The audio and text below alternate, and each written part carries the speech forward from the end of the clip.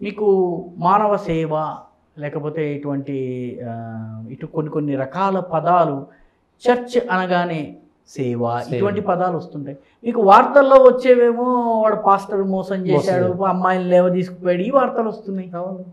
Chit fund పేరిట దొంగ బాబాలు వీడి చంపేసినోడేమో ఎవడో ముస్లిం సంబంధించినటువంటి ఆయన కూడా దొంగ బాబా అంటారు. అసలు బాబా అన్న పదమే ఉర్దూ పదం. అవును, అసలు మనకు సంబంధం లేదు. స్వామి అంతే పదం వాడాలి, కానీ మన అలవాటు బాబా బాబా బాబా డేరా బాబా ఆ బాబా ఈ బాబా మనం వాడేస్తున్నాం. అవును, అంటే పదజాలము వాడకం విషయంలో ఎంత కేర్ తీసుకోవాలన్న విషయంలో ఇది చాలా సుదీర్ఘమైన పోరాటం సతీష్ గారు. ఇది మనం ప్రయత్నపూర్వకంగా ఒక తరంతో పూర్తయ్యేటటువంటి పోరాటం కాదు. మీరు ఈరోజు ఏదైతే ప్రారంభించారో మనం గనక మనలాంటి ఆలోచన పరుల జర్నలిస్టులు దీన్ని ఇంకొంచెం ముందుకు తీసుకెళ్ళి ఈనాడు అంతర్జాలం తీసుకొచ్చిన రోజు అందరూ నవ్వారు. అవును, చరవాణి తీసుకొచ్చినప్పుడు నవ్వారు. ఈరోజు 20-25 సంవత్సరాల తరువాత అంతర్జాలము చరవాణి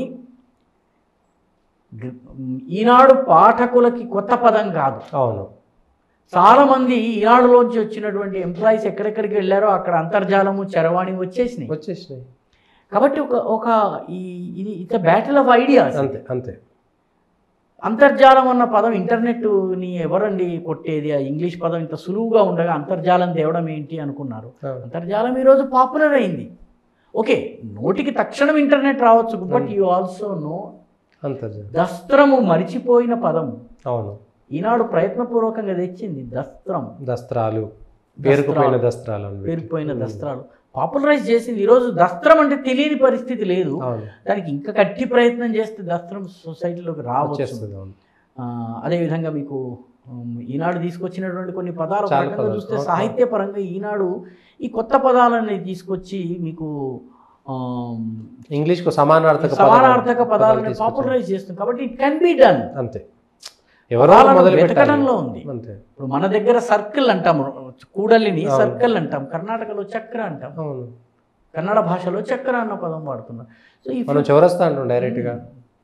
ఇదివరకు నాకు బాగా గుర్తు అవుట్ కావడం, అవుట్ హోగయా అనేవాడు హిందీలో. అరే అట్లా కాదురా, బాద్ హోగయా అన్న పదము వాడండి అన్న. సరే, బాద్ ఉర్దూ పదము, but still it is better than out. So ఈరోజు నాబాద్ శతక్ మారా హై, ఫలానా గవాస్కర్నే లేకపోతే తెందూల్కర్నే లేకపోతే వాడి జడేజానే నాబాద్ శతక్ మారా హై. నాబాద్ అంటే నాట్ అవుట్, బాద్ అంటే అవుట్, నాబాద్ జిందాబాద్ ముర్దాబాద్ నుంచి వచ్చినటువంటి పదం అన్నట్టు. So you have to experiment. ఇటువంటి పదాలకి ప్రత్యామ్నాయాన్ని మనం ఎక్స్పెరిమెంట్ చేస్తే అది ముందుకు కొంతనైనా సరే అట్లీస్ట్ 1000 సంవత్సరాల నుంచి మొదలైనది కాస్త ఒక్కొక్కటి పోయేటువంటి అవకాశం ఉంది. ఎందుకంటే ఎవరు జర్నలిజం అంటే ఏందనేటువంటిది కొంత పాఠకులకు ఎంతమంది పోయినా అంతమంది చర్చలోకి అయితే వస్తుందనేటువంటిది ఒక చిన్న ప్రయత్నం